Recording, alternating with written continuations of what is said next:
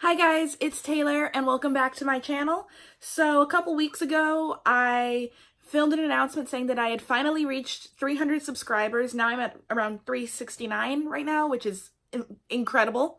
So I said that in honor, or in celebration, I guess, of getting these 60 or not 60 subscribers, getting these 300 subscribers, I would do a quick Q&A.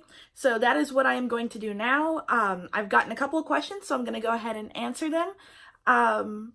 Thank you to everyone who left questions, by the way. I'm really excited because you guys gave me some really interesting ones. So let's get started.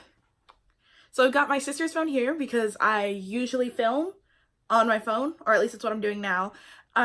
So I'm just gonna go down in order of how these comments appear to me, and then I've gotten one question on Twitter, so I'm gonna answer that. So Maya Reeds sent in a question, and she says, "Congrats, I'm new to your channel, but I know you've mentioned that you recently finished school. What are you doing now that you're done? What do you hope to do in the future?" So this is actually really interesting because in college, I was an English major with a minor in cinema and media studies, and I went in thinking that I was either going to go into the publishing industry. I considered teaching. I also considered journalism, getting into the film and TV industry, and I ended up doing marketing, which is interesting. My first internship outside of college was as a content intern at a video game company. So what I did was I wrote marketing content, so marketing emails, marketing blog posts, stuff like that. And I ended up really, really liking it. So when it came time for me to find a job, I went in looking into that field. So now I'm currently a social media and marketing associate at a B2B company. And just for safety reasons, I'm not going to mention the company, but I am a social media and marketing associate at a B2B company where I write social media and marketing content, and I'm really, really enjoying it. In terms of what I'd like to do in the future, I would really like to stay in marketing. I definitely want to go back to grad school at some point, but I'm not sure when. You know, there are a lot of factors contributing to that decision. And I am also, I still want to be a novelist. That, I kind of put writing my book onto the back burner, but I started doing some more research towards this book. I usually don't write high fantasy, and this is new to me, and I'm trying to combine my love of high fantasy with my love of historical fiction, and it's a lot harder than you would think. So, that's a little bit on the back burner because I don't have as much time as I would like to devote to it, but once my schedule sort of clears up, then I will 100% get to that. Thank you so much for sending in that question. Bookie Laura, thank you so much for sending in your question. I love Bookie Laura. I've been following her since maybe the beginning, like when I started my channel. So she says, "Congratulations. My question is, which book would you definitely want to make sure you read to your children?" So obviously there's the very basic response, which would be the Harry Potter series. They have like the sort of picture books now, and I am so excited to have the chance to share that with my children. In terms of other books I would want to read to my children, Junie B. Jones and the Magic Tree House. My mom read those books to me when I was a kid, and I absolutely love them. I really think they shaped my sense of humor as well as my love of both fantasy and history. Thank you so much for sending in that question. Steve from the Lawn Gnome, someone else that I've been following since maybe the beginning of my channel, or at least close to the beginning of my channel, he asks, "When the day comes that you decided to stop making videos, what do you want the community to remember you by?" Oh, I'm getting some deep questions. So, when the day comes that I eventually stop making videos, which I'm going to assume that I'm not going to be doing this forever, as much as I love BookTube, when I'm 80, that's I'm probably not going to be doing these. But when that time does come, and I hope it comes far in the future, I would like to be known as someone who is kind and uplifting.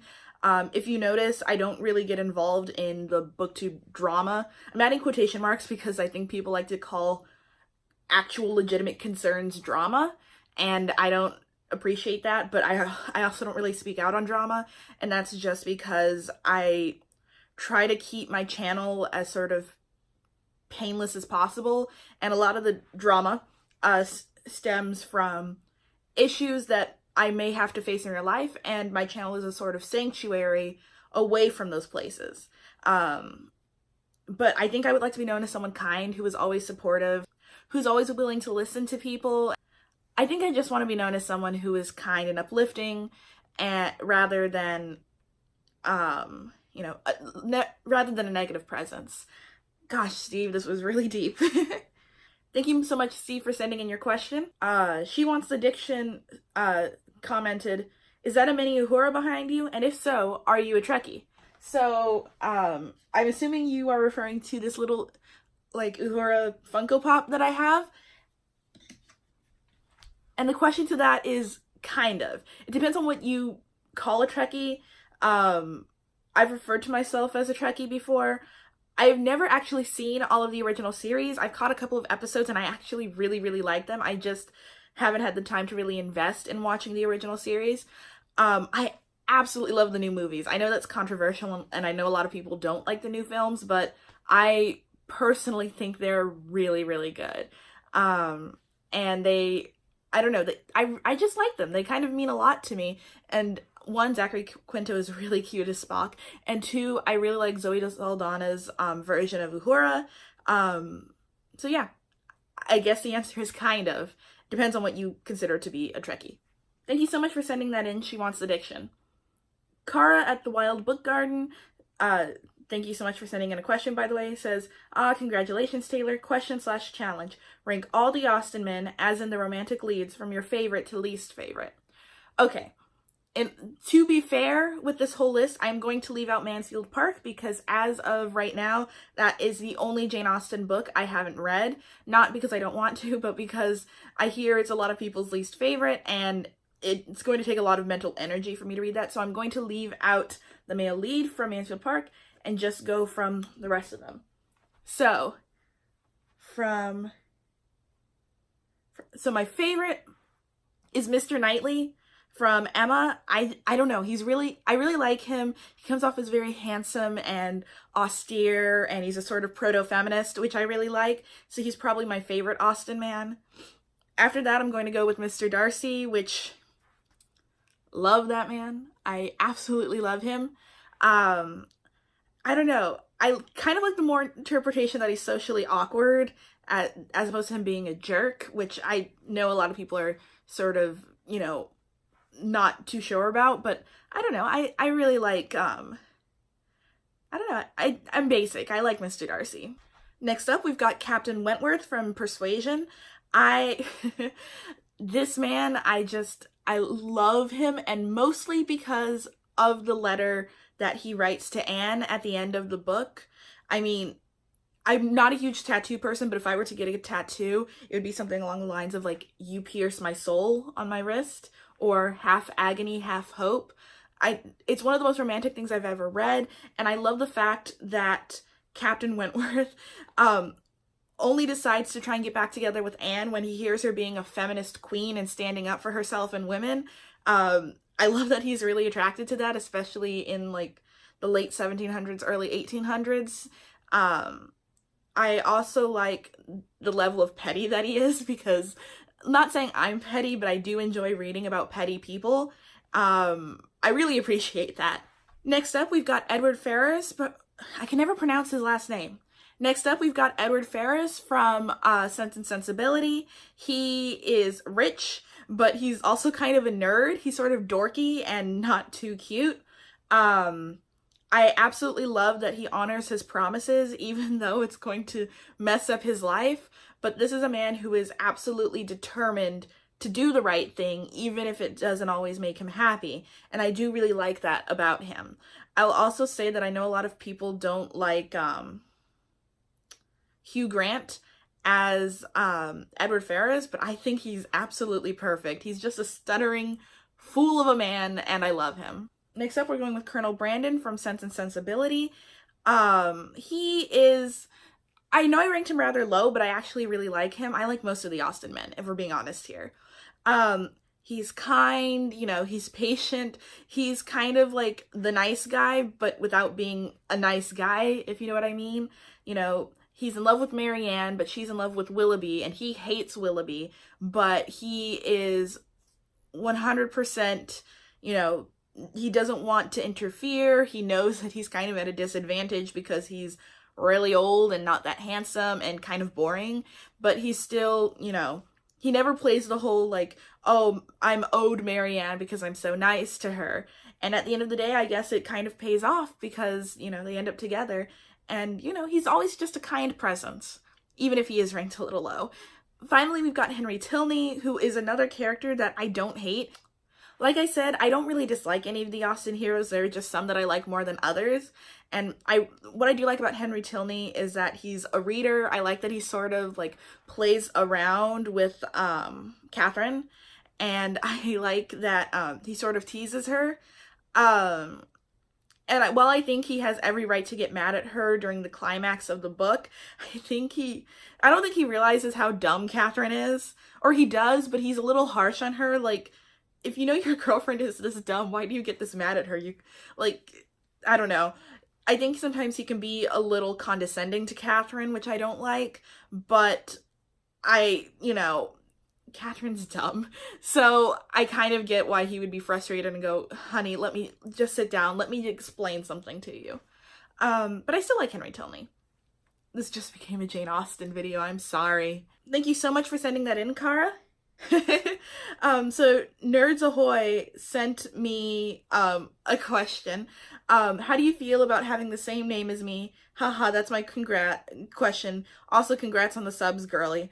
So Nerds Ahoy also has the first name Taylor, and I would like to say I am really honored to have the same first name as someone as cool as you. So thank you so much for sending in that question. And for my last question, this came to me through Twitter, and it was sent by Grace from Graceful Books. I've shouted her out a couple of times on my channel, and if you don't watch her, I don't know what you're doing with your life. So she sent, do you have a favorite type of film genre you like to analyze? If so, do you also have one you hate analyzing? Congrats on hitting 300, you deserve it. Thank you so much. So this is a good question, Grace. I will say that I don't particularly care for film noirs. I haven't seen a lot, so I don't want to say I dislike them, but one of the main ones that I've seen was just so boring and frustrating, and that would be The Lady from Shanghai, which is an Orson Welles film. Didn't like that. No, I know what genre I absolutely hate, and that would be avant-garde films. I hate them. I hate them. I hate them. I get the sort of artistry and the sort of wanting to break from the conventional restrictions of contemporary film or popular film. I get it. I really, really do.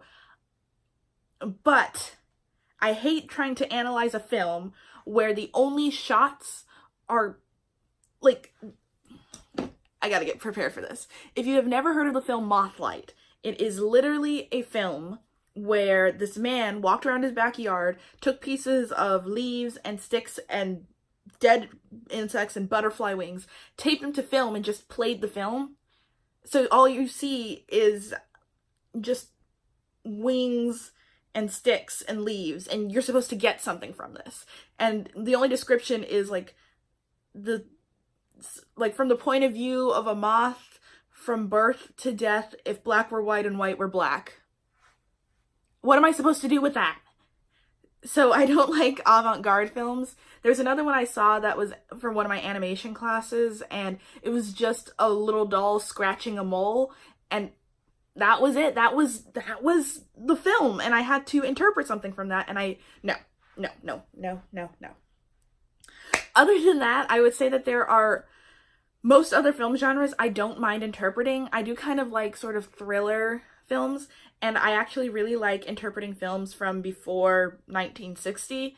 I think they're a lot of fun, especially since there was a mindset that was very different. For example, films nowadays, we can have things like sex and sex jokes and nudity, whereas, you know, in the era of the production code, you don't really get that.